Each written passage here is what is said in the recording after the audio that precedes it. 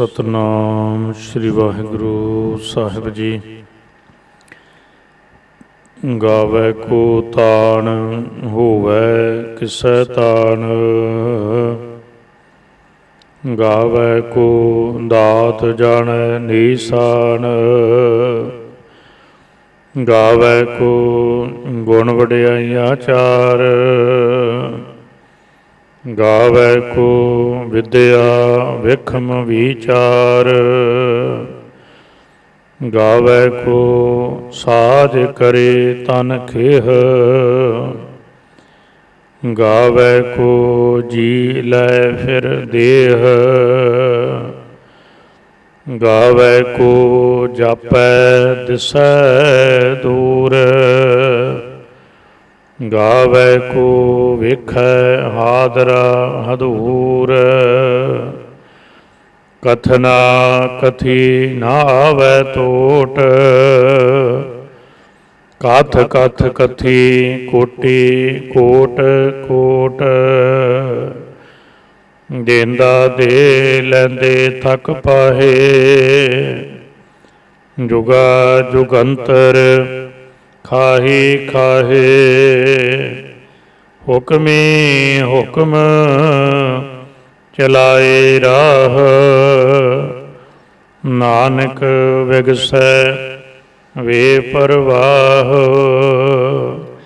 हुक्मे हुक्म चलाए राह, नानक विगसै वे परवाह। वाहिगुरु जी का खालसा वाहिगुरु जी की फतेह। जुगो जोगे अटल धन धन श्री गुरु ग्रंथ साहिब जियां दी मुकद्दस बाणी ਸਾਹਿਬਾਂ ਦੇ ਅੰਮ੍ਰਿਤ ਬਾਣੀ ਦੀ ਲੜੀਵਾਰ ਕਥਾ ਨਾਲ ਆਪਾਂ ਜੁੜ ਰਹੇ ਹਾਂ। ਪਵਿੱਤਰ ਬਾਣੀ ਧੰਨ ਗੁਰੂ ਨਾਨਕ ਸਾਹਿਬ ਜੀਆਂ ਦੀ ਸ਼ਾਹਕਾਰ ਰਚਨਾ ਜਪਜੀ ਸਾਹਿਬ ਜੀਆਂ ਦੀ 2 ਪੌੜੀਆਂ ਹੁਣ ਤੱਕ ਆਪਾਂ ਵਿਚਾਰੀਆਂ ਨੇ। ਤੀਸਰੀ ਪੌੜੀ ਦੇ ਮੂਲ ਪਾਠ ਨਾਲ ਜੁੜੇ ਹਾਂ। ਸਾਹਿਬ ਬਖਸ਼ਿਸ਼ ਕਰਦੇ ਨੇ, ਮਾਲਕ ਪ੍ਰਮਾਤਮਾ ਉਹਦੀ ਜਿਵੇਂ ਜਿਵੇਂ ਮਨੁੱਖ ਨੂੰ ਉਹਦੀ ਵਿਸ਼ਾਲਤਾ ਦੀ ਸਮਝ ਆਉਂਦੀ ਹੈ, ਉਵੇਂ ਉਵੇਂ ਉਹਦੇ ਵਿਸਮਾਦ ਵਿੱਚ ਚਲਾ ਜਾਂਦਾ ਹੈ। ਅਤੇ ਜਦੋਂ ਉਹਨੂੰ ਉਹ ਗਾਉਂਦਾ ਹੈ, ਇਹ ਦੁਨੀਆ ਦੇ ਬਹੁਤੇ ਲੋਕ ਇਸ ਕਰਕੇ ਗਾਉਂਦੇ ਨੇ, ਗਾਵੈ ਕੋ ਤਾਨ ਹੋਵੈ ਕਿਸੈ ਤਾਨ। ਉਹਨੂੰ ਉਹਦੇ ਬਲ ਕਰਕੇ, ਉਹਦੀ ਸਮਰੱਥਾ ਕਰਕੇ, ਉਹਦੇ ਹੁਕਮ ਕਰਕੇ ਕਿ ਉਹਦਾ ਹੁਕਮ ਐਸਾ ਹੈ ਜਿਹਨੂੰ ਕਿਹਾ ਨਹੀਂ ਜਾ ਸਕਦਾ, ਅਤੇ ਜਿਹਦਾ ਹੁਕਮ ਐਸਾ ਹੋਏਗਾ ਉਹਦਾ ਤਾਣ ਕੈਸਾ ਹੋਏਗਾ, ਉਹਦੀ ਸਮਰੱਥਾ ਕੈਸੀ ਹੋਏਗੀ। ਤਾਣ ਕਹੀਏ ਬਲ, ਉਹਦਾ ਬਲ, ਉਹਦੀ ਸਮਰੱਥਾ, ਉਹਨੂੰ ਗਾਉਂਦੇ ਨੇ। ਹੋਵੇ ਕਿਸੈ ਤਾਣ, ਐਸਾ ਬਲ ਐਸਾ ਤਾਣ, ਇਹਦੇ ਅਰਥ ਵਿਦਵਾਨ ਵੀ ਕਰਦੇ ਨੇ, ਉਹ ਤੋਂ ਬਿਨਾਂ ਹੋਰ ਕੀ ਦਾ ਹੋ ਸਕਦਾ ਹੈ। ਅਤੇ ਜਿਹੜੇ ਗਾਉਣ ਵਾਲੇ ਨੇ ਨਾ, ਉਹਦਾ ਤਾਣ ਕਰਕੇ, ਉਹਦੀ ਸਮਰੱਥਾ ਕਰਕੇ, ਉਹਦਾ ਬਲ ਕਰਕੇ ਉਹਨੂੰ ਗਾਉਂਦੇ ਨੇ। ਕਿਉਂਕਿ ਦੁਨੀਆ ਅੰਦਰ ਕਈ ਵਾਰ ਦਾਸ ਬੇਨਤੀ ਕਰਦਾ ਹੈ, ਕਿਸੇ ਕੋਲ ਬਹੁਤ ਵੱਡਾ ਅਹੁਦਾ, ਉਹਦੇ ਗੁਣ ਗਾਏ ਜਾਂਦੇ ਨੇ, ਕਿਸੇ ਕੋਲ ਬੜੀ ਸਮਰੱਥਾ, ਉਹਦੇ ਗੁਣ ਗਾਏ ਜਾਂਦੇ ਨੇ, ਕਿਸੇ ਕੋਲ ਤਨ ਦੀ ਤਾਕਤ, ਧਨ ਦੀ ਤਾਕਤ, ਅਹੁਦੇ ਦੀ ਤਾਕਤ। ਅਤੇ ਨਾਲ ਇਹ ਵੀ ਬੇਨਤੀ ਕਰਾਂ, ਇੱਕ ਬੰਦੇ ਦੀ ਵਡਿਆਈ ਕਰੀਏ ਤੇ ਵਿਦਵਾਨ ਸੱਜਣੇ ਸ਼ਬਦ ਕਹਿੰਦੇ ਨੇ, ਤੁਸੀਂ 10 ਮਿੰਟ ਕਿਸੇ ਬੰਦੇ 'ਤੇ ਬੋਲੋ, ਉਹਦੀਆਂ ਵਡਿਆਈਆਂ ਖਤਮ ਹੋ ਜਾਣਗੀਆਂ। ਉਹ ਬੜਾ ਤਲੀਮ ਯਾਫਤਾ ਹੈ, ਬੜੀ ਵਿਦਿਆਮਾਨ ਹੈ, ਬੜਾ ਵੈਲ ਐਜੂਕੇਟਡ ਹੈ, ਬੜਾ ਇਮਾਨਦਾਰ ਹੈ, ਬੜਾ ਸੁੰਦਰ ਹੈ, ਬੜਾ ਮਿਲਣਸਾਰ ਹੈ, ਬੜਾ ਮਿੱਠ ਬੋਲੜਾ ਹੈ। 10 ਕੁ ਗੱਲਾਂ ਬੰਦਾ ਕਰੇਗਾ ਤੇ ਬੰਦੇ ਦੀ ਵਡਿਆਈ ਖਤਮ ਹੋ ਗਈ। ਕਿਸੇ ਦੇਸ਼ ਦੀ ਵਡਿਆਈ ਬੰਦਾ ਕਰੇਗਾ, ਉਹਦਾ ਖੇਤਰਫਲ ਬਹੁਤ ਵੱਡਾ ਹੈ, ਉੱਥੇ ਹਰਿਆਲੀ ਬੜੀ ਹੈ, ਉੱਥੇ ਝੀਲਾਂ ਬਹੁਤ ਨੇ, ਉੱਥੋਂ ਦੇ ਲੋਕ ਬੜੇ ਚੰਗੇ ਨੇ, ਉੱਥੋਂ ਦੀ ਇਕਾਨਮੀ ਬੜੀ ਚੰਗੀ ਹੈ, ਰਹਿਣ ਸਹਿਣ ਬੜਾ ਚੰਗਾ ਹੈ। 10-20 ਮਿੰਟ ਗੱਲ ਕਰੋਗੇ ਤੇ ਦੇਸ਼ ਦੀ ਵਡਿਆਈ ਵੀ ਖਤਮ ਹੋ ਜਾਏਗੀ। ਇੱਕ ਪਰਮਾਤਮਾ ਹੈ, ਇਹਨੂੰ ਸਾਰੀ ਜ਼ਿੰਦਗੀ ਕੋਈ ਗਾਉਂਦਾ ਰਹੇਗਾ ਨਾ, ਤੇ ਅੱਗੇ ਸਾਹਿਬ ਇੱਥੇ ਰਿਜ਼ਲਟ ਕੱਢਣਗੇ। ਬੰਦੇ ਦੀ ਵਡਿਆਈ ਕਰੋਗੇ, ਬੰਦੇ ਦੀ ਕਥਾ ਕਰੋਗੇ, 10 ਮਿੰਟ 'ਚ ਮੁੱਕ ਜਾਏਗੀ। ਕਿਸੇ ਦੇਸ਼ ਦੀ ਵਡਿਆਈ ਕਰੋਗੇ, ਦੇਸ਼ ਦੀਆਂ ਸਿਫਤਾਂ ਕਰੋਗੇ, ਦੇਸ਼ ਦੀ ਕਥਾ ਕਰੋਗੇ, 10-20 ਮਿੰਟ 'ਚ ਮੁੱਕ ਜਾਏਗੀ। एक प्रभु की कथा ऐसी कथा है, कथा करन वाला मुक जाता है, कथा नहीं मुकदी। वो नहीं मुकदी, वो गुण नहीं कहे जा सकते। क्यों? क्योंकि मालक तो इत्थों तक भी कहते ने, जेहवा एक कवन गुण कही है, बेशुमार बेअंत सुआमी, तेरो अंत ना कि नहीं लही है। तेरे गुण बहुते मैं ये कहना जाने, ਅਸੀਂ ਤਾਂ ਇੱਕ ਦੀ ਵੀ ਗੱਲ ਨਹੀਂ ਕਰ ਸਕਦੇ। ਇਸ ਲਈ ਕੋਈ ਉਹਦੇ ਬਲ ਨੂੰ, ਕੋਈ ਉਹਦੇ ਤਾਣ ਨੂੰ ਗਾਉਂਦਾ ਹੈ। ਗਾਵੇ ਕੋ ਦਾਤ ਜਾਣੈ ਨੀਸਾਨ। ਬੜੇ ਪਿਆਰੇ ਬਚਨ ਨੇ। ਮਨੁੱਖ ਜੇ ਤੇਰੇ ਕੋਲ ਧਾਰਮਿਕ ਗ੍ਰੰਥਾਂ ਦਾ ਵੀ ਚਲੋ ਗਿਆਨ ਨਹੀਂ ਹੈ, ਤੇਰੇ ਕੋਲ ਵਿਦਿਆ ਵੀ ਬਹੁਤੀ ਨਹੀਂ ਹੈ, ਤੇਰੇ ਕੋਲ ਬੋਧ ਨਹੀਂ ਹੈ, ਇਲਮ ਨਹੀਂ ਹੈ ਧਰਮ ਦੀ ਸਿੱਖਿਆ ਦਾ, फिर भी जे तू रब के गुण गाने चाहे तो साहब कहते तू तां भी गा सकता है। बंदा कहता जी फिर किदां गा सकता है?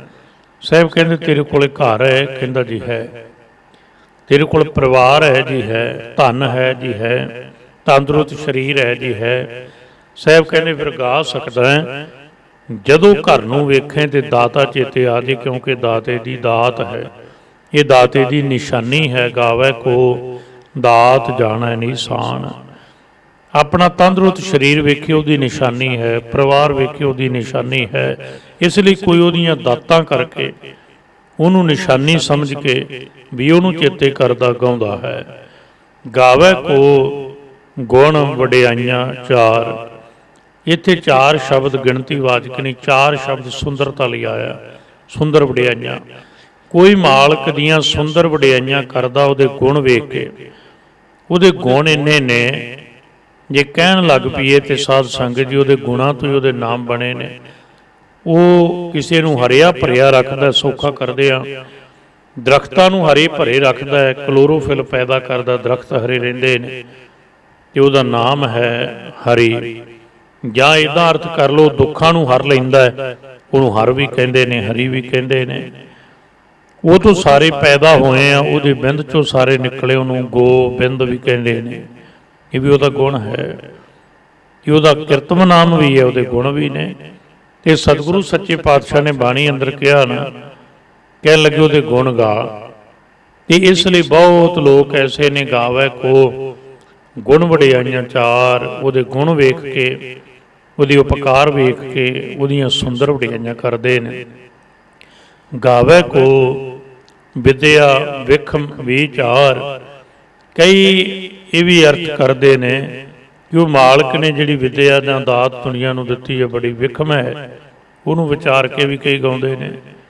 ये भी अर्थ ठीक ने, पर विद्वान सज्जनां नूं आपां वेखांगे तो दूसरे अर्थ भी सार्थक ने, कि कोई विखम विद्या द्वारा भी विचार के उहदे गुणां नूं गाउंदा है।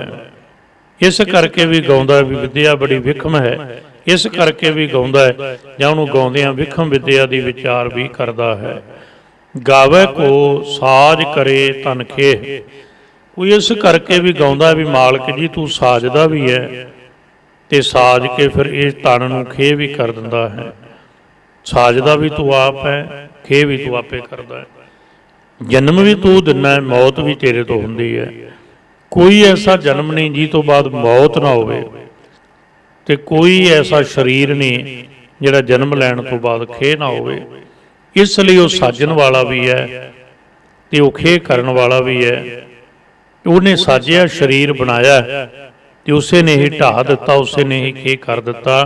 कोई इस तरीके नाल भी गाउंदा है। गावे को साज करे तन खेह, गावे को जीव लै फिर देह। साहब सच्चे पातशाह की बख्शिश करते हैं। कोई इस तरीके ना भी प्रभु मालक जी तेनों गाउंदा है कि आप किरपा करके तू फिर जिन्हों खेह किया, शरीर खेह होया, पर फिर उहदा आवन जावन मिटिया नहीं, तो उसनूं तू फिर सुंदर शरीर उहदे जी नूं दिता है। मृतको जी वालनहार भी है, तू फिर भी दोबारा जिंदा कर सकदा, तू समर्थ है। कोई इस तरीके नाल भी तैनूं गाउंदा है। गावे को जापै दिसै दूर। कोई इस तरीके नाल गाउंदा ये कहंदा कि मालक परमात्मा बड़ी दूर है। गावे को वेखै हादरा हदूर। कोई तैनूं हदूर वेखदा, हाजिर वेखदा है, वो गाउंदा है मालक जी तू हाजिर है, हदूर है। गावे को ਵੇਖੈ ਹਾਦਰਾ ਹਜ਼ੂਰ ਵੇਖਦਾ ਹੈ। ਬੇਨਤੀ ਕਰਾਂ, ਰਵਿਦਾਸ ਜੀ ਮਹਾਰਾਜ ਦੇ ਪਾਵਨ ਬੋਲ ਨੇ ਗੁਰੂ ਗ੍ਰੰਥ ਸਾਹਿਬ ਅੰਦਰ। ਕਿਸੇ ਨੇ ਪੁੱਛਿਆ ਸਭ ਤੋਂ ਨੇੜੇ ਦਾ ਅੰਗ ਕੌਣ ਹੈ ਸਰੀਰ ਦਾ? ਪਰਿਵਾਰ ਦਾ ਕੋਈ ਧੀਆਂ ਪੁੱਤਰ ਮਾਤਾ ਪਿਤਾ? ਸਾਹਿਬ ਕਹਿੰਦੇ ਨਹੀਂ। ਫਿਰ ਸਭ ਤੋਂ ਨੇੜੇ ਕੀ ਹੈ? ਇਸ ਗੱਲ ਦਾ ਕਦੇ ਖੁਲਾਸਾ ਕਰਨਾ ਹੋਵੇ, ਸਰੀਰ ਦਾ ਸਭ ਤੋਂ ਨੇੜੇ ਦਾ ਅੰਗ ਹੱਥ ਨੇ। ਸਿਰ 'ਚ ਸੱਟ ਵੱਜੇ, ਪੈਰ ਤੇ ਵੱਜੇ, ਪਿੱਠ ਤੇ ਵੱਜੇ, ਸਭ ਤੋਂ ਪਹਿਲਾਂ ਇੱਕਦਮ ਹੱਥ ਹੈ ਜਿਹੜਾ, ਉਹ ਉਸ ਸੱਟ ਵਾਲੀ ਚੋਟ ਵਾਲੀ ਥਾਂ ਤੇ ਪਹੁੰਚਦਾ ਹੈ। ਹੁਣ ਜਦੋਂ ਅਸੀਂ ਦੁਨਿਆਵੀ ਵਿਦਿਆ ਨੂੰ ਵੇਖਾਂਗੇ, ਮੈਡੀਕਲ ਨੂੰ ਵੇਖਾਂਗੇ, ਸੰਸਾਰਕ ਗਿਆਨ ਨੂੰ ਵੇਖਾਂਗੇ, ਇਹ ਗੱਲ ਨਿਸ਼ਚੈ ਹੈ ਕਿ ਸਭ ਤੋਂ ਨੇੜੇ ਦਾ ਅੰਗ ਹੱਥ ਹੈ। ਗਾਵੇ ਕੋ ਵੇਖਿਆ ਹਾਜ਼ਰਾ ਹਜ਼ੂਰ। ਪਰ ਰਵਿਦਾਸ ਜੀ ਮਹਾਰਾਜ ਕਹਿੰਦੇ ਨਹੀਂ ਭਲਿਆ, ਸਭ ਤੋਂ ਨੇੜੇ ਮਾਲਕ ਹੈ, ਉਹ ਹੱਥ ਨਾਲੋਂ ਵੀ ਨੇੜੇ ਹੈ।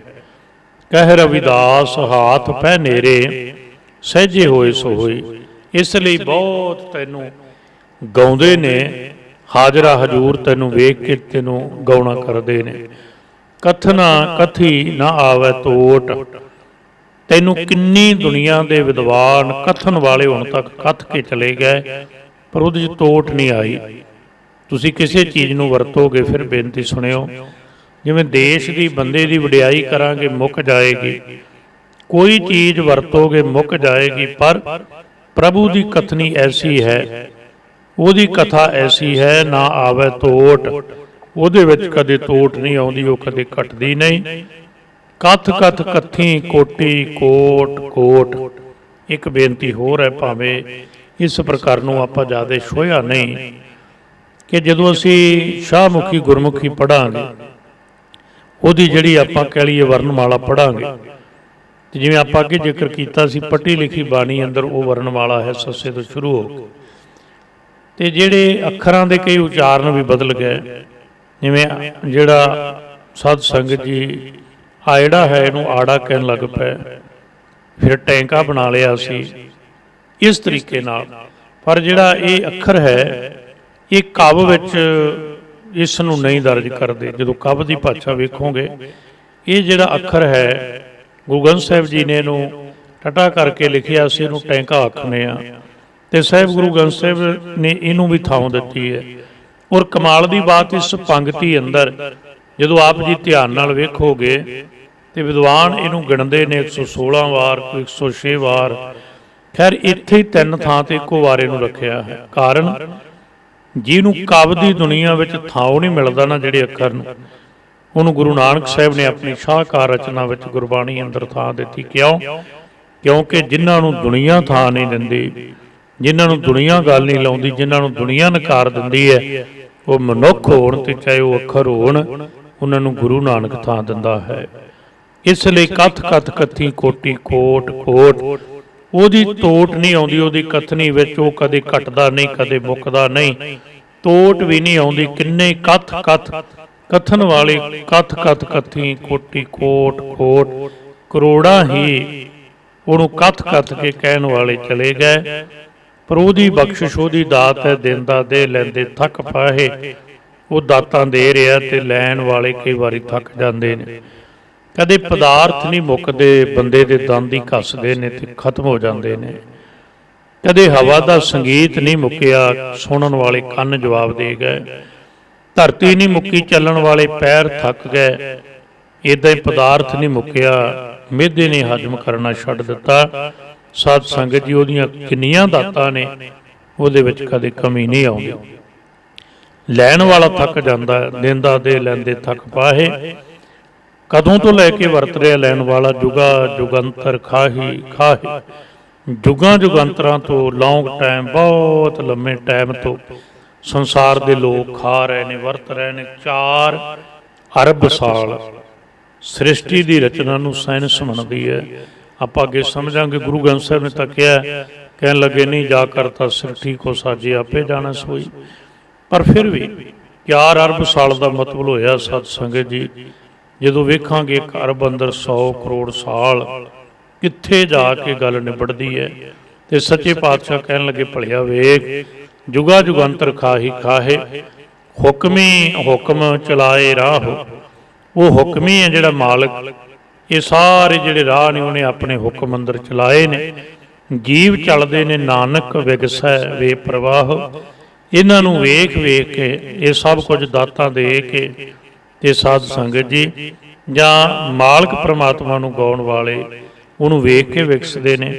ते प्रभु मालक परमात्मा वो जो हुक्म अंदर सारिਆਂ ਨੂੰ चला रहा है वो आप बेप्रवाह है ते साध संगत वेख वेख के विकसदा है अपनी खेड अपनी रचना।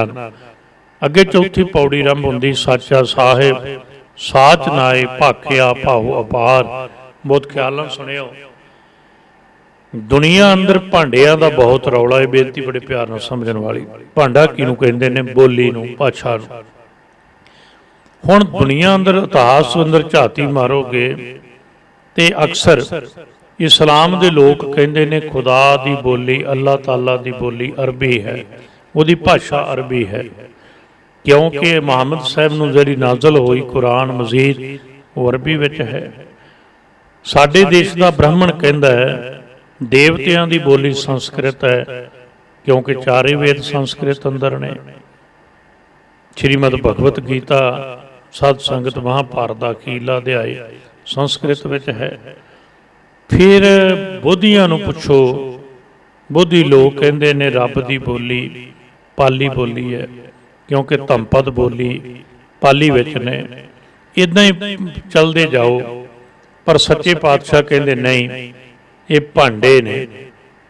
भांडियां की कीमत तां है जे वस्तु विच होवे, जे वस्तु नहीं। सियाणे कहंदे ने भुखे बंदे अगे सोने का भांडा रख दिओ रजेगा नहीं, कदे नाल रजेगा पदार्थ ही नहीं। बोली की अहमियत नहीं इन्नी, भाषा की अहमियत नहीं इन्नी जिन्नी उहदे विच पई वस्तु की है। ते मालक परमात्मा की जिहड़ी बोली है ना, भाखिया है ना, सियाणे कहंदे ने भाखिया शब्द पाखा रसना तो बनिया, बोली तो बनिया। भाखिया बोली उहदी भाषा, उहदी बोली अपार है। जो मालक परमात्मा पार तो परे है, उहदी बोली है प्रेम भाओ। वो साहिब सच्चा है, साच नाए उहदा नाम ना सच्चा है, उहदी वडियाई सच्ची है। भाखिया भाओ अपार, जिहड़ी उहदी बोली है ना वो अपार है। तो अपार वाहिगुरू की बोली भी भाओ वाली प्रेम वाली है। और याद रखो सारियां भाषावां बिनसदियां बनदियां चलदा रहिंदा संसार ते। प्यार की बोली एक ऐसी बोली है जिहड़ी साध संगत जी सुनदा है। जे कोई ये बोली ना बोले फिर आखे मंगे देह दे दात करे दातार। साध संगत जी कुछ लोग ऐसे भी हुंदे ने जिहड़े केवल प्रभु कोलों प्रभु नूं मंगदे ने। बहुत घट ऐसे ने, जिवें धन बाबा लहणा जी जिस दिन गुरु नानक साहिब की शरण गए उन्हें जाके और कुछ मंगिया ही नहीं। मेरी खेतीबाड़ी वध जाए, मेरी दुकानदारी वध जाए, कम चल पे, नहीं उन्हें मंगिया। कहन लगे तेरे कोलों तैनूं लैण आया। कोई गुरु कोलों गुरु नूं मंग लै, गल वड्डी है। छां ना मंगे कोई दरख्त मंग लै। पर दुनिया ते आपां बहुते लोग केवल कामना करके जाने। कामना चीज़ चंगी है, पर जे कामना चों भावना बन जाए, दाता मंगदे आ दाते नूं मंगण लग जाइए तो गल ठीक नहीं। साहब कहंदे ऐसे हालात अख हे मंगे वो आखदे ने मंगदे ने देह दे दात करे दातार। दाता जी बख्शिश करके मालक परमात्मा जी कृपा करके दाता जी दातां बख्शणियां करो तो दातार दातां दिंदा भी है। हुण दातां ते मिल गईयां, गल सी उहदे मिलाप दी, फिर वो किद्दां होए। हुण सवाल खड़ा होया जिवें आपां पिछे समझिया सी प्रश्न उत्तर अलंकार वरतिया। उस अलंकार अंदर साहब कृपा करदे ने फेर के अगे रखी है यत दिसै दरबार। उहदे दरबार दे दिदारे होण, उहदा सौदा दस पै वो मिल जाए, उहदे अगे फिर की रखीए। अणवे अर्थ ने यत दिसै दरबार, जिहड़े तरीके नाल मिल जाए उहदे दरबार दे दिदारे होण, की रखिया जाए। फिर के अगे रखी है, की रखीए फिर उहदे अगे। एक तो आपां किसी नूं मिलण जाइए, दो काम करने हैं। एक उहदे अगे कोई भेटा अर्पण करते हैं वड्डे बंदे अगे, एक उहनूं मूँह तो मिठा बोलते हैं तो असीं उहनूं की लैने। पर मालक परमात्मा अगे की रखीए, क्योंकि सब कुछ तो उहदा ही दिता होया, दातां ते उहदियां ही ने। ਪਹਿਲੀ ਪੰਕਤੀ 'ਚ ਕਹਿ ਆਏ ਨੇ ਕਿ ਦੇਹ ਦੇ ਦਾਤ ਕਰੇ ਦਾਤਾਰ। ਉਹ ਦਾਤਾਂ ਦੇ ਕੇ ਤਾਂ ਦਾਤਾਰ ਪਾਤਸ਼ਾਹ ਸਾਨੂੰ ਰਜਾਉਂਦਾ ਹੈ। ਦਾਤਾਂ ਤੇ ਉਹਦੀਆਂ ਨੇ, ਫਿਰ ਉਹਦੇ ਅੱਗੇ ਕੀ ਰੱਖੀਏ। ਮਹਾਉ ਕੇ ਬੋਲਣ ਬੋਲੀਐ ਜਿਤ ਸੁਣ ਧਰੇ ਪਿਆਰ। ਮੂੰਹ ਤੋਂ ਕਿਸ ਤਰੀਕੇ ਦੇ ਬੋਲ ਬੋਲੇ ਜਾਣ, ਕਿਹੜੇ ਅਲਫਾਜ਼ ਬੋਲੇ ਜਾਣ, ਕਿਹੜੇ ਵਰਡ ਬੋਲੇ ਜਾਣ, ਕਿਹੜੇ ਸ਼ਬਦ ਬੋਲੇ ਜਾਣ। ਜਿਤ ਸੁਣ ਧਰੇ ਪਿਆਰ, ਜਿਨ੍ਹਾਂ ਨੂੰ ਸੁਣ ਕੇ ਉਹ ਮਾਲਕ ਪ੍ਰਮਾਤਮਾ ਪ੍ਰਭੂ ਜੀ ਸਾਡੇ ਨਾਲ ਪਿਆਰ ਧਰ ਲੈ, ਸਾਡੇ ਨਾਲ ਪ੍ਰੇਮ ਬਣਾ ਲੈ। ਉਹ ਕਿਹੜੇ ਬੋਲ ਬੋਲੇ ਜਾਣ। ਕਿਉਂ? ਬੰਦੇ ਲਈ ਅਸੀਂ ਬਾਹਰ ਤੋਂ ਮਿੱਠਾ ਬੋਲ ਸਕਦੇ ਹਾਂ ਕਿਉਂਕਿ ਉਹ ਸਾਡੇ ਅੰਦਰ ਨੂੰ ਨਹੀਂ ਜਾਣਦਾ, ਤੇ ਸਾਡੇ ਬਾਹਰ ਦੇ ਮਿੱਠੇ ਬੋਲਾਂ ਤੇ ਅਕਸਰ ਬੰਦਾ ਰੀਝ ਜਾਂਦਾ ਹੈ। ਪਰ ਮਾਲਕ ਲਈ ਜੇ ਅਸੀਂ ਕੇਵਲ ਬਾਹਰ ਤੋਂ ਮਿੱਠੇ ਬੋਲ ਬੋਲਾਂਗੇ, ਸਾਹਿਬ ਕਹਿੰਦੇ ਹਰ ਅੰਤਰਜਾਮੀ ਸਭ ਵਿਦ ਜਾਣੈ ਤੋ ਕਿਸ ਭਿਆਕ ਸੁਣਾਈ ਹੈ। ਉਹ ਵੇਖੇਗਾ ਅੰਦਰ ਦੀ ਬੋਲੀ ਕੀ ਹੈ, ਅੰਦਰ ਨੂੰ ਪਹਿਲਾਂ ਵੇਖੇਗਾ, ਬਾਹਰ ਦੇ ਅਲਫਾਜ਼ ਬਾਅਦ ਸੁਣੇਗਾ। ਜੇ ਵਸਤੂ ਦੀ ਗੱਲ ਕਰਾਂਗੇ ਤੇ ਆਪਾਂ ਸਮਝ ਲਿਆ ਵਸਤੂਆਂ ਸਾਰੀਆਂ ਉਹਦੀਆਂ ਨੇ। ਇਸ ਲਈ ਫਿਰ ਉਹਨੂੰ ਕੀ ਅਰਪਣ ਕੀਤਾ ਜਾਏ, ਉਹਦੇ ਲਈ ਕੀ ਬੋਲਿਆ ਜਾਏ। ਤੇ ਗੁਰਮਤਿ ਦਾ ਬਹੁਤ ਵੱਡਾ ਸਿਧਾਂਤ ਅਗਲੇਰੀ ਪੰਕਤੀ ਅੰਦਰ ਖੜਾ ਹੈ। ਸਾਹਿਬ ਕਹਿੰਦੇ ਦਿਨ ਵੀ ਤੂੰ ਆਪਣੇ ਕੋਲ ਰੱਖ, ਰਾਤ ਵੀ ਤੂੰ ਆਪਣੇ ਕੋਲ ਰੱਖ। ਯਾਦ ਰੱਖਿਓ, ਫਿਰ ਦਿਨ ਵੀ ਆਪਣੇ ਕੋਲ ਰੱਖ, ਰਾਤ ਵੀ ਆਪਣੇ ਕੋਲ ਰੱਖ। ਉਹਨੂੰ ਸੌਂਪ ਦੇ ਅੰਮ੍ਰਿਤ ਵੇਲਾ। ਉਹ ਸਮਾਂ ਸੌਂਪ ਰਾਤ ਚੌਥਾ ਪੈਰ ਸੁਬਾ ਕੇ ਸੁਰਤੇ ਔਂਪਜੈ ਜਾਓ। ਤੇ ਕਰ ਕੀ ਸੱਚ ਨਾਉ ਉਹਦਾ ਸਿਮਰਨ ਕਰ, ਵਡਿਆਈ ਉਹਦੀ ਬਾਣੀ ਪੜ੍ਹ, ਵਿਚਾਰ ਉਸ ਰੱਬੀ ਬਾਣੀ ਦੀ ਵਿਚਾਰ ਨਾਲ ਜੁੜ। ਜਾਂ ਇਹ ਵੀ ਕਹਿੰਦੇ ਨੇ ਕਿ ਜਦੋਂ ਉਸ ਰੱਬੀ ਬਾਣੀ ਨੂੰ ਪੜ੍ਹੇਗਾ, ਉਹਦਾ ਸਿਮਰਨ ਕਰੇਗਾ, ਤੇ ਸ਼ੁੱਧ ਵਿਚਾਰ ਜਿਹੜੀ ਉਹ ਰੱਬੀ ਅੰਮ੍ਰਿਤ ਬਾਣੀ ਦੀ ਵਿਚਾਰ ਧਾਰਾ ਪ੍ਰਵਾਹ ਉਹ ਤੇਰੇ ਅੰਦਰ ਟਿਕ ਜਾਏਗਾ। ਪਰ ਕਿੱਦਾਂ? ਅੰਮ੍ਰਿਤ ਵੇਲਾ ਸੱਚ ਨਾਉ ਵਡਿਆਈ ਵਿਚਾਰ ਭੁਲੇਖਾ ਕੱਢਿਓ। ਕੋਈ ਨਹੀਂ ਕਰ ਸਕਦਾ, ਖੇਡ ਵੱਖਰੀ ਹੁੰਦੀ, ਪਰ ਸਾਡੀ ਰਹਿਤ ਮਰਜ਼ਾਦਾ ਇੱਥੇ ਗੁਰੂ ਗ੍ਰੰਥ ਸਾਹਿਬ ਗੁਰੂ ਨਾਨਕ ਸਾਹਿਬ ਦੇ ਬਚਨ ਹੋ ਗਏ। ਇਹ ਤੋਂ ਬਾਅਦ ਸਾਡੀ ਰਹਿਤ ਮਰਜ਼ਾਦਾ ਨੇ ਕਹਿ ਦਿੱਤਾ ਹੈ ਪਹਿ ਰਾਤ ਰਹਿੰਦੀ ਦੀ ਗੱਲ। ਇਹ ਤੋਂ ਬਾਅਦ ਭਾਈ ਗੁਰਦਾਸ ਜੀਆਂ ਨੇ ਕਿਹਾ ਗੁਰਸਿੱਖ ਭਲਕੇ ਉੱਠ ਕਰ ਅੰਮ੍ਰਿਤ ਵੇਲੇ ਸਰ ਨਿਭੰਦਾ। ਗੁਰ ਕੈ ਬਚਨ ਉਚਾਰ ਕੇ ਧਰਮਸਾਲ ਦੀ ਸੁਰਤ ਕਰਨ ਦਾ, ਸਾਧ ਸੰਗਤ ਵਿੱਚ ਜਾਏ ਕੈ ਗੁਰਬਾਣੀ ਦੇ ਪ੍ਰੀਤ ਸੁਨੰਦਾ। ਸਾਰੇ ਕਰਮ ਗੁਰਸਿੱਖ ਕਰਦਾ, ਇਹ ਗੁਰਸਿੱਖੀ ਦੇ ਕਰਮ ਨੇ। ਇਸ ਲਈ ਉਹਨੂੰ ਸੌਂਪਣਾ ਅੰਮ੍ਰਿਤ ਵੇਲਾ। ਉਹਦੇ ਵਿੱਚ ਕਰਨਾ ਕੀ ਹੈ? ਸੱਚ ਨਾਉ। ਹੁਣ ਪਹਿਲਾਂ ਵੀ ਅਸੀਂ ਕੱਟਤਾ ਵੀ ਟਾਈਮ ਵੀ ਕੋਈ ਨਹੀਂ ਹੁੰਦਾ ਜੀ। ਦੂਜਾ ਅਸੀਂ ਕੱਟਤਾ ਜੀ ਸਿਮਰਨ ਦੀ ਲੋੜ ਕੋਈ ਨਹੀਂ, ਮਕੈਨੀਕਲ ਰੱਟਣਾ। ਬਾਣੀ ਵਾਰ-ਵਾਰ ਪੜ੍ਹਨ ਦਾ ਕੋਈ ਫਾਇਦਾ ਨਹੀਂ ਕਹਿੰਦੇ, ਇਹ ਵੀ ਕੱਟਤਾ। ਇਹ ਸਭ ਕੁਝ ਕੱਟ ਕੇ ਵੀ ਤੇ ਫਿਰ ਵੀ ਬੰਦਾ ਦਾਅਵਾ ਕਰ ਰਿਹਾ, ਕਹਿ ਰਹੇ ਨੇ ਵੇਖੋ ਜੀ ਅਸੀਂ ਗੁਰਮਤਿ ਅਨੁਸਾਰ ਕਰਨੇ। ਸਾਹਿਬ ਕਹਿੰਦੇ ਨਹੀਂ, ਇਹ ਉਹਦਾ ਸਿਧਾਂਤ ਹੈ ਜੋ ਉਹਨੂੰ ਸੌਂਪਣਾ ਹੈ ਨਾ। ਫਿਰ ਅੰਮ੍ਰਿਤ ਵੇਲਾ ਸੱਚ ਨਾਉ ਵਡਿਆਈ ਵਿਚਾਰ। ਉਹ ਮਾਲਕ ਪ੍ਰਮਾਤਮਾ ਦੇ ਅੱਗੇ ਜੇ ਕੁਝ ਸੌਂਪਣਾ ਚਾਹਣਾ, ਜੇ ਕੁਝ ਰੱਖਣਾ ਚਾਹਣਾ, ਆਪਣਾ ਉਹ ਸਮਾਂ ਸੌਂਪ। ਤੇ ਇਹ ਵੀ ਸ਼ਬਦ ਸਿਆਣੇ ਕਹਿੰਦੇ ਨੇ ਅੰਮ੍ਰਿਤ ਵੇਲੇ ਭਿਖਾਰੀ ਹੋ ਜਾ, ਜ਼ਿੰਦਗੀ ਵਿੱਚ ਰਾਜਾ ਹੋ ਸਕਦਾ ਹੈ। ਕਿਉਂਕਿ ਉਹ ਸਮਾਂ ਐਸਾ ਹੈ ਭਿੰਨੀ ਰੇਨੜੀਏ ਜਾਂ ਮੱਕਣ ਤਾਰੇ ਜਾਗੈ ਸੰਤ ਜਨਾ ਮੇਰੇ ਰਾਮ ਪਿਆਰੇ। ਅੰਮ੍ਰਿਤ ਵੇਲਾ ਸੱਚ ਨਾਉ ਵਡਿਆਈ ਵਿਚਾਰ। ਤੇ ਜੇ ਇਹਨੂੰ ਸਮਝਣ ਲੱਗ ਗਿਓ, ਜੇ ਤੇਰੇ ਪੱਲੇ ਪੈ ਗਿਆ, ਫਿਰ ਮਿਲੇਗਾ ਕੀ? ਕਰਮੀ ਆਵੇ ਕੱਪੜਾ ਨਦਰੀ ਮੁਖ ਦੁਆਰ। ਜੇ ਤਾਂ ਤੂੰ ਕੇਵਲ ਸ਼ੁਭ ਕਰਮ ਚੰਗੇ ਕੀਤੇ, ਫਿਰ ਦੁਆਰਾ ਸਰੀਰ ਰੂਪੀ ਕੱਪੜਾ ਮਿਲ ਸਕਦਾ ਹੈ, ਪਰ ਬਖਸ਼ਿਸ਼ ਬਿਨਾ ਕਦੇ ਪਾਰ ਉਤਾਰਾ ਨਹੀਂ। 12 ਮਾਹ ਵਿੱਚ ਸਮਝਿਆ ਸੀ ਆਪਾਂ ਕਿਰਤ ਕਰਮ ਕੇ ਵਿਛੁੜੇ, ਕਰਮਾਂ ਕਰਕੇ ਵਿਛੁੜੇ, ਕਰ ਕਿਰਪਾ ਮੇਲੋ ਰਾਮ। ਤੇ ਕਰਮਾਂ ਨਾਲ ਕੱਪੜਾ ਹੀ ਮਿਲੇਗਾ। ਕਰਮੀ ਆਵੇ ਕੱਪੜਾ, ਕਿਹੜਾ? ਸਰੀਰ ਰੂਪੀ ਕੱਪੜਾ। ਇੱਥੇ ਫਿਰ ਸੁਣਿਓ, ਉਹ ਭੁਲੇਖਾ ਦੂਰ ਹੋ ਗਿਆ ਜਿਹੜਾ ਕਿਹਾ ਜਾਂਦਾ ਵੀ ਮੁੜ ਕੇ ਕਿਹੜਾ ਜਨਮ ਜੀ, ਮੁੜ ਕੇ ਤਾਂ ਜਨਮ ਹੁੰਦਾ ਹੀ ਨਹੀਂ। ਕਰਮੀ ਆਵੇ ਕੱਪੜਾ, ਯਾਦ ਰੱਖਿਓ, ਕਰਮ ਨਾਲ ਸਰੀਰ ਰੂਪੀ ਕੱਪੜਾ, ਨਦਰੀ ਮੋਖ ਦੁਆਰ। ਉਹਦੀ ਬਖਸ਼ਿਸ਼ ਨਾਲ, ਉਹਦੀ ਮਿਹਰਮਤ ਨਾਲ ਮੋਕਸ਼ ਪਦ, ਮੁਕਤ ਪਦ ਮਿਲਦਾ ਹੈ। ਨਾਨਕ ਏਵੇਂ ਜਾਣੀਐ ਸਭ ਆਪੇ ਸਚਿਆਰ। ਜਿਹੜਾ ਹੁਕਮ ਵਿੱਚ ਚੱਲਣ ਵਾਲਾ ਹੈ, ਜਿਹੜਾ ਬਖਸ਼ਿਸ਼ ਨਾਲ ਚੱਲਣ ਵਾਲਾ ਹੈ, ਸਾਧ ਸੰਗਤ ਜੀ, ਉਹ ਇੱਦਾਂ ਜਾਣਦਾ ਹੈ, ਇਸ ਗੱਲ ਨੂੰ ਸਮਝਦਾ ਹੈ ਸਭ ਆਪੇ ਸਚਿਆਰ, ਕਿ ਮਾਲਕ ਪ੍ਰਮਾਤਮਾ ਹੀ ਆਪ ਸਚਿਆਰ ਹੈ।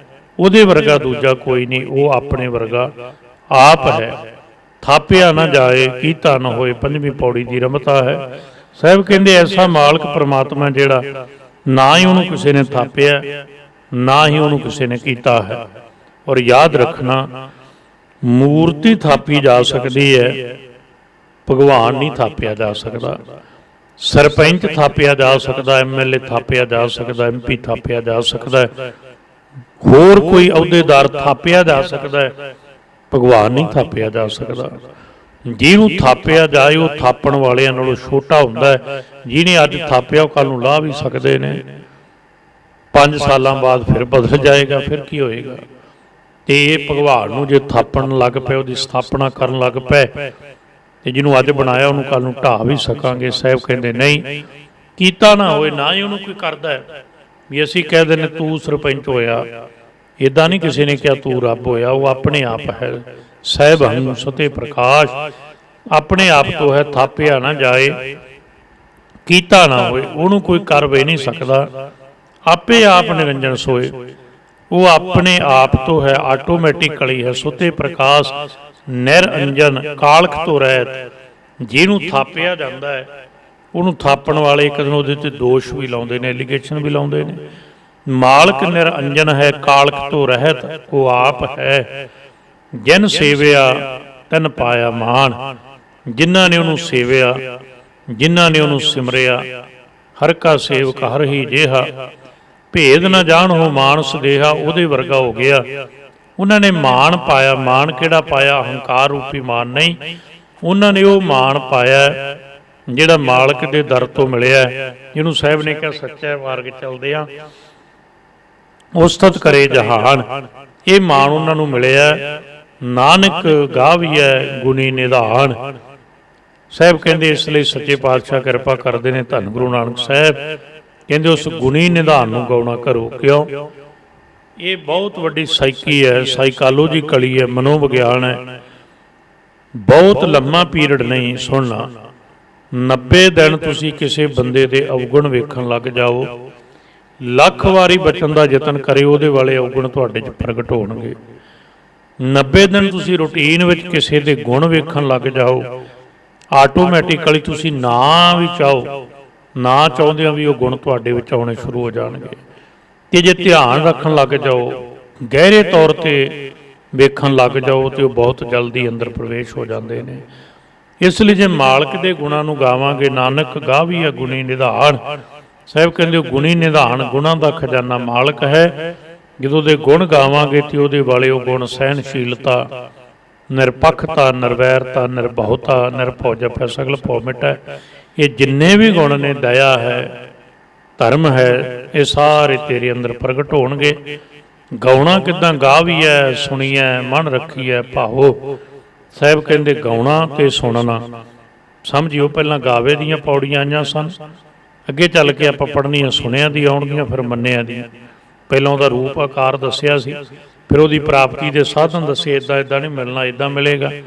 ਕਿ ਸਚਿਆਰਾ ਹੋਈ ਹੈ, ਹੁਕਮ ਵਿੱਚ ਚੱਲ, ਇਹ ਸਮਝਾਇਆ। ਕੌਣ ਕੌਣ ਹੁਕਮ ਚੱਲਦਾ, ਇਹ ਸਮਝਾਇਆ। ਗਾਉਣ ਤੋਂ ਬਾਅਦ ਗਾਉਣਾ ਕਿੱਦਾਂ? ਗਾਵੀਐ ਸੁਣੀਐ, ਗਾ ਤੇ ਗਾ ਕੇ ਸੁਣ। ਮਨ ਰੱਖੀਐ ਭਾਓ, ਸੁਣਦਿਆਂ ਮਨ ਵਿੱਚ ਉਹਦੇ ਪ੍ਰਤੀ ਪ੍ਰੇਮ ਰੱਖ, ਭਾਓ ਰੱਖ। ਮਿਲੇਗਾ ਕਿ ਦੁੱਖ ਪਰ ਹਰ ਸੁੱਖ ਘਰ ਲੈ ਜਾਏ। ਜਨਮ ਮਰਨ ਰੂਪੀ ਦੁੱਖ ਜਿਹੜਾ ਪਰ ਹਰ ਹੋ ਜਾਏਗਾ, ਛੱਡਿਆ ਜਾਏਗਾ। ਸੁੱਖ ਘਰ ਲੈ ਜਾਏ, ਪ੍ਰਭੂ ਰੂਪੀ ਪ੍ਰਮਾਤਮਾ ਘਰ ਅੰਦਰ ਪ੍ਰਗਟ ਹੋ ਜਾਏਗਾ। ਕਿਉਂਕਿ ਸਭ ਸੁਖ ਦਾਤਾ ਰਾਮ ਹੈ, ਦੂਸਰ ਨਾ ਹੈ ਨ ਕੋਏ। ਬਾਹਰ ਦੀ ਖੇਡ ਵੀ ਵਰਤਦੀ ਹੈ, ਉਹਦੇ ਸਿਮਰਨ ਨਾਲ ਜੁੜਿਆ ਦੁੱਖ ਵਿਨਾਸ਼ ਹੋਣੇ ਸ਼ੁਰੂ ਹੋ ਜਾਂਦੇ, ਸੁੱਖ ਆਗਮਨ ਆਉਣੇ ਸ਼ੁਰੂ ਹੋ ਜਾਂਦੇ। ਕਿਉਂ? ਕਿਉਂਕਿ ਪ੍ਰਭੂ ਨਾਲ ਜੁੜਿਆ ਅੰਦਰ ਤੋਂ ਦੁੱਖ ਕਿਸੇ ਨੂੰ ਦਿੰਦਾ ਹੀ ਨਹੀਂ। ਕਿ ਦੁੱਖ ਆਏਗਾ ਕਿੱਦਾਂ? ਸੁੱਖ ਵੰਡਦਾ, ਸੁੱਖ ਮਿਲਦਾ। ਇਸ ਲਈ ਜਦੋਂ ਉਹਨੂੰ ਪ੍ਰੇਮ ਨਾਲ ਗਾਏਗਾ, ਦੁੱਖ ਪਰ ਹਰ ਸੁੱਖ ਘਰ ਲੈ ਜਾਏ। ਗੁਰਮੁਖ ਨਾਦੰ ਗੁਰਮੁਖ ਵੇਦੰ, ਗੁਰਮੁਖ ਰਹਿਆ ਸਮਾਈ। ਗੁਰੂ ਦੇ ਮੁਖ ਤੋਂ ਨਿਕਲੇ ਬੋਲ, ਭਾਵ ਗੁਰੂ ਦੇ ਸ਼ਬਦ ਹੀ, ਗੁਰੂ ਦੇ ਬੋਲ ਹੀ ਸਾਡੇ ਲਈ ਨਾਦ ਨੇ। ਉਹੀ ਨਾਦੰ ਰੂਪ ਹੈ। ਗੁਰੂ ਦੇ ਬੋਲ, ਗੁਰੂ ਦੇ ਬਚਨ ਹੀ ਵੇਦ ਰੂਪ ਨੇ। ਪ੍ਰਭੂ ਦਾ ਨਾਮ ਹੀ ਵੇਦ ਰੂਪ ਹੈ। ਗੁਰਮੁਖ ਰਹਿਆ ਸਮਾਈ। ਤੇ ਉਹ ਮਾਲਕ ਪ੍ਰਮਾਤਮਾ, ਉਹਦੇ ਜਿਹੜੇ ਬੋਲ ਨੇ, ਨਿਰੰਕਾਰੀ ਜਿਹੜੀ ਬਾਣੀ ਹੈ, ਗੁਰੂ ਕੇ ਜਿਹੜੇ ਬਚਨ ਨੇ, ਉਹ ਸਰਬ ਵਿਆਪਕ, ਸਰਬ ਸਮਾਏ ਹੋਏ ਨੇ। ਗੁਰ ਈਸਰ ਗੁਰ ਗੋਰਖ ਬ੍ਰਹਮਾ ਗੁਰ ਪਾਰਬਤੀ ਮਾਈ। ਗੁਰੂ ਹੀ ਸਾਡੇ ਲਈ ਈਸ਼ਰ ਹੈ, ਗੁਰੂ ਹੀ ਗੋਰਖ ਤੇ ਬ੍ਰਹਮਾ ਰੂਪ ਹੈ। ਗੁਰ ਪਾਰਬਤੀ ਮਾਈ ਤੇ ਗੁਰੂ ਹੀ ਸਾਧ ਸੰਗਤ ਜੀ ਸਾਡੇ ਲਈ ਪਾਰਬਤੀ ਮਾਤਾ ਵਾਂਗ ਹੈ। ਭਾਵ ਸਾਡੇ ਲਈ ਸਭ ਕੁਝ ਸਾਡਾ ਗੁਰੂ ਹੈ। ਇੱਕ ਗੁਰੂ ਨੂੰ ਛੱਡ ਕੇ ਸਤਿਗੁਰੂ ਕਲਗੀਧਰ ਪਾਤਸ਼ਾਹ ਦੇ ਬਚਨ ਨੇ, ਨਾ ਜਾਗਤ ਜੋਤ ਜਪੈ ਨਿਸਬਾਸਰ, ਏਕ ਬਿਨਾ ਮਨ ਨਹਿਕ ਨ ਆਨੈ ਪੂਰਨ ਪ੍ਰੇਮ। ਪ੍ਰਤੀਤ ਸਜੈ ਬ੍ਰਤ ਗੋਰ, ਮੜੀ ਮਠ ਭੂਲ ਨ ਮਾਨੈ। ਤੀਰਥ ਦਾਨ ਦਇਆ ਤਪ ਸੰਜਮ, ਏਕ ਬਿਨਾ ਨਾ ਏਕ ਪਛਾਨੈ। ਪੂਰਨ ਜੋਤ ਜਗੈ ਘਟਮੈ, ਤਬ ਖਾਲਸ ਤਾਹੇ ਨਾ ਖਾਲਸ ਜਾਣੈ। ਗੁਰੂ ਹੀ ਸਭ ਕੁਝ ਹੈ, ਗੁਰੂ ਹੀ ਸਭ ਰੂਪ ਹੈ। ਤੇ ਸਤਿਗੁਰੂ ਨੇ ਕਿਹਾ ਗੁਰੂ ਗੁਰੂ ਗੁਰ ਕਰ ਮਨ ਮੋਰ, ਗੁਰੂ ਬਿਨਾ ਮੈਂ ਨਾਹੀ ਹੋਰ। ਇਸ ਲਈ ਭਾਵੇਂ ਕਿਸੇ ਮਾਈ ਪਾਰਬਤੀ ਦੀ ਗੱਲ ਹੈ, ਭਾਵੇਂ ਗੋਰਖ ਦੀ ਗੱਲ ਹੈ, ਬ੍ਰਹਮਾ ਦੀ ਗੱਲ ਹੈ, ਤੇ ਭਾਵੇਂ ਈਸ਼ਰ ਦੀ ਗੱਲ ਹੈ, ਗੁਰੂ ਹੈ। ਇੱਕ ਅਰਥ ਬੇਨਤੀ ਇਹ ਵੀ ਕਰਾਂ, ਜੇ ਪ੍ਰਵਾਨ ਕਰ ਲਓ, ਇਹ ਚਾਰਾਂ ਚੋਂ ਜਿਹੜੇ ਗੁਣ ਮਿਲਦੇ ਨੇ ਉਹ ਸਾਨੂੰ ਗੁਰੂ ਚੋਂ ਮਿਲਦੇ ਨੇ। ਇਹਦੇ ਭਾਵੇਂ ਵੀ ਨੇ ਜੋ ਈਸ਼ਰ ਚੋਂ ਮਿਲਦਾ ਹੈ। ਗੋਰਖ ਤੋਂ ਜੋ ਗਿਆਨ ਮਿਲਦਾ ਹੈ ਉਹ ਵੀ ਸਾਡੇ ਲਈ ਗੁਰੂ ਹੀ ਗਿਆਨ ਰੂਪ ਹੈ। ਬ੍ਰਹਮਾ ਤੋਂ ਜਿਹਦੇ ਤੋਂ ਜਨਮ ਹੁੰਦਾ, ਬ੍ਰਹਮੇ ਤੋਂ, ਕਿਉਂਕਿ ਸਤਿਗੁਰ ਕੈ ਜਨਮੈ ਗਵਨ ਮਿਟਾਇਆ, ਉਹ ਵੀ ਸਾਡਾ ਗੁਰੂ ਦੇ ਘਰ 'ਚ ਹੁੰਦਾ ਹੈ। ਪਾਰਬਤੀ ਮਾਈ ਜਿਹਦੇ ਕਰਕੇ ਇਹਦੇ ਸ਼ਬਜੀ ਪ੍ਰਸੰਨ ਹੁੰਦੇ, ਵਰ ਦਿੰਦੇ ਨੇ। ਪ੍ਰਭੂ ਰੂਪੀ ਮਾਲਕ ਤੋਂ ਜੋ ਸਾਨੂੰ ਮਿਲਦਾ ਹੈ ਉਹ ਗੁਰੂ ਕਰਕੇ ਮਿਲਦਾ ਹੈ। ਇਸ ਲਈ ਗੁਰੂ ਹੀ ਸਾਡੇ ਲਈ ਸਭ ਕੁਝ ਹੈ। ਜੇ ਹੋਂ ਜਾਣਾ ਆਖਾ ਨਾਹੀ, ਕਹਿਣਾ ਕਥਨ ਨਾ ਜਾਈ। ਸਾਹਿਬ ਕਹਿੰਦੇ ਜਿਸ ਗੱਲ ਨੂੰ ਮੈਂ ਜਾਣ ਵੀ ਲਵਾਂ, ਮਾਲਕ ਨੂੰ ਜਾਣ ਵੀ ਲਵਾਂ, ਆਖਾ ਨਾਹੀ, ਆਖਿਆ ਹੀ ਨਹੀਂ ਜਾਣਾ, ਕਹਿਣਾ ਕਥਨ ਨਾ ਜਾਈ। ਕਹਿਣ ਕਥਨ ਵਿੱਚ ਹੀ ਨਹੀਂ ਆਉਂਦਾ। ਕਿਉਂ? ਜਿਹੜਾ ਕਹਿਣ ਕਥਨ ਵਿੱਚ ਆ ਜਾਏ ਉਹ ਮੇਰੀ ਰਸਨਾ ਨਾਲੋਂ, ਮੇਰੇ ਸ਼ਬਦਾਂ ਨਾਲੋਂ ਛੋਟਾ ਹੋਵੇਗਾ। ਇਸ ਲਈ ਮਾਲਕ ਕਹਿਣ ਕਥਨ ਵਿੱਚ ਨਹੀਂ ਆਉਂਦਾ। ਤੇ ਮਾਲਕ ਜੀ ਕਿਰਪਾ ਕਰਿਓ ਗੁਰਾ, ਇੱਕ ਦੇਹ ਬੁਝਾਈ ਹੈ ਸਤਿਗੁਰੂ ਜੀ। ਇੱਕ ਸਮਝ ਦਿਓ। ਕਿਹੜੀ ਸਮਝ ਦਿਓ? ਇਹ ਸਮਝ ਅੰਦਰ ਤਿੰਨ ਦਾਤਾਂ ਮੰਗੀਆਂ। ਇੱਕ ਤੇ ਸਮਝ ਇਹ ਆ ਜਾਏ ਕਿ ਸਭ ਦਾ ਦਾਤਾ ਇੱਕ ਹੈ, ਤੇ ਦੂਜੀ ਸਮਝ ਇਹ ਆ ਜਾਏ ਕਿ ਉਹ ਮੈਨੂੰ ਭੁੱਲੇ ਨਾ। ਗੁਰਾ ਇੱਕ ਦੇਹ ਬੁਝਾਈ ਹੈ ਸਤਿਗੁਰੂ ਜੀ। ਧਿਆਨ ਰੱਖਣਾ, ਇੱਥੇ ਗੁਰਾ ਨਹੀਂ ਸ਼ਬਦ ਪੜ੍ਹਨਾ, ਕਿਉਂਕਿ ਕਵ ਦੇ ਹਿਸਾਬ ਨਾਲ ਇੱਥੇ ਬਿੰਦੀ ਲਾ ਦਿੱਤੀ ਤੇ ਫਿਰ ਅਗਲਾ ਪਾਠ ਬਦਲ ਜਾਏਗਾ। ਇੱਥੇ ਪਾਠ ਹੈ ਗੁਰਾ ਇੱਕ ਦੇਹ ਬੁਝਾਈ, ਬੇਨਤੀ ਰੂਪ ਹੈ ਸਤਿਗੁਰੂ ਜੀ। ਇੱਕ ਸਮਝ ਮੈਨੂੰ ਦਿਓ, ਇੱਕ ਦਾਤ ਮੈਨੂੰ ਦਿਓ। ਕਿਹੜੀ? ਸਭਨਾ ਜੀਆਂ ਕਾ ਇੱਕ ਦਾਤਾ। ਉਹ ਸਾਰੇ ਜੀਵਾਂ ਦਾ ਇੱਕ ਦਾਤਾ ਹੈ। ਭਾਵੇਂ ਕੋਈ ਕਿਸੇ ਧਰਮ 'ਚ ਰਹਿੰਦਾ, ਕੋਈ ਨਾਸਤਿਕ ਹੈ, ਕੋਈ ਆਸਤਿਕ ਹੈ। ਦੱਦਾ ਦਾਤਾ ਏਕ ਹੈ, ਸਭ ਕੋ ਦੇਵਨਹਾਰ। ਦੇਂਦਾ ਤੋੜ ਨਾ ਆਵਈ, ਅਗੰਤ ਭਰੇ ਭੰਡਾਰ। ਉਹ ਸਾਰੇ ਜੀਵਾਂ ਦਾ ਇੱਕ ਦਾਤਾ ਹੈ। ਤੇ ਮੇਰੇ ਤੇ ਕਿਰਪਾ ਕਰੀ ਸੋ ਮੈਂ ਮਿਸਰ ਨਾ ਜਾਈ। ਉਹ ਐਸਾ ਪ੍ਰਭੂ ਹੈ, ਐਸਾ ਜਿਹੜਾ ਦਾਤਾ ਹੈ। ਮਿਹਰਮਤ ਕਰਿਓ, ਕਿਰਪਾ ਕਰਿਓ, ਉਹ ਮੈਨੂੰ ਭੁੱਲੇ ਨਾ, ਉਹ ਮੈਨੂੰ ਵਿਸਰੇ ਨਾ। ਇਹ ਦਾਤ ਮਾਲਕ ਜੀ ਕਿਰਪਾ ਕਰਕੇ ਆਪ ਮੇਰੀ ਝੋਲੀ ਵਿੱਚ ਪਾਉਣ ਦੀ ਕਿਰਪਾਲਤਾ ਕਰਿਓ। ਕਿਉਂ? ਕਿਉਂਕਿ ਜਿਹਨੂੰ ਵਿਸਰ ਜਾਏ, ਜਿਸ ਨੂੰ ਵਿਸਰੈ ਪ੍ਰਾਣਪਤ ਦਾਤਾ, ਸੋਈ ਗਣੋ ਅਭਾਗਾ। ਉਹ ਬੜੇ ਮੰਦੇ ਭਾਗਾਂ ਵਾਲਾ ਜਿਹਨੂੰ ਵਿਸਰ ਜਾਏ। ਜਿਹਨੂੰ ਚਿੱਤ ਆ ਜਾਏ, ਸਾਹਿਬ ਕਹਿੰਦੇ ਉਹ ਕੈਸਾ ਵੀ ਹੋਵੇ, ਉਹ ਧਨੀ ਬਲਵਾਨ ਸੂਰਮਾ ਹੋ ਜਾਂਦਾ ਹੈ। ਇਸ ਲਈ ਬੇਨਤੀ ਕਰੀਏ ਮਾਲਕ ਜੀ, ਸਤਿਗੁਰੂ ਜੀ ਕਿਰਪਾ ਕਰਿਓ, ਆਪ ਬਖਸ਼ਿਸ਼ ਕਰਿਓ। ਇਹ ਸਮਝ ਦਿਓ, ਇਹ ਅੱਛੀ ਸਮਝ, ਇਹ ਗੁਰਮਤਿ ਦੀ ਸਮਝ, ਗੁਰਮਤਿ ਦੀ ਬੁੱਧੀ ਹੈ ਕਿ ਸਭਨਾ ਜੀਆਂ ਕਾ ਇੱਕ ਦਾਤਾ ਇੱਕ। ਇਹ ਪਤਾ ਲੱਗ ਜਾਏ। ਤੇ ਦੂਜੀ ਬਖਸ਼ਿਸ਼ ਕਰਿਓ ਸੋ ਮੈਂ ਵਿਸਰ ਨਾ ਜਾਈ, ਉਹ ਮੈਨੂੰ ਭੁੱਲੇ ਨਾ। ਇੰਨੀਆਂ ਬੇਨਤੀਆਂ ਪ੍ਰਵਾਨ ਕਰਨੀਆਂ। 3 ਪੌੜੀਆਂ 3, 4 ਤੇ 5 ਇਹਨਾਂ ਦੀ ਵਿਚਾਰ ਆਪਾਂ ਕਰ ਸਕੇ। ਭੁੱਲਾਂ ਦੀ ਮੁਆਫੀ ਦਿੰਦੇ ਅਸੀਸਾਂ ਦੇਣੀਆਂ, ਬੇਨਤੀ ਕਰਨੀ ਸਤਿਗੁਰੂ ਅੱਗੇ, ਅਰਦਾਸ ਕਰਨੀ ਸਤਿਗੁਰੂ ਬਖਸ਼ਿਸ਼ ਕਰਕੇ ਸੇਵਾ ਲੈਂਦੇ ਰਹਿਣ। ਭੁੱਲਾਂ ਦੀ ਮੁਆਫੀ ਦਿੰਦੇ ਅਸੀਸਾਂ ਝੋਲੀ ਪਾਉਣੀਆਂ। ਦੇਹੋ ਸੱਜਣ ਆਸੀਸੜੀਆਂ ਜੋ ਹੋਵੇ, ਸਾਹਿਬ ਸਿਓ ਮੇਲ ਅਦਬ ਪਿਆਰ ਨਾਲ ਆਖੋ ਜੀ। ਵਾਹਿਗੁਰੂ ਜੀ ਕਾ ਖਾਲਸਾ, ਵਾਹਿਗੁਰੂ ਜੀ ਕੀ ਫਤਿਹ।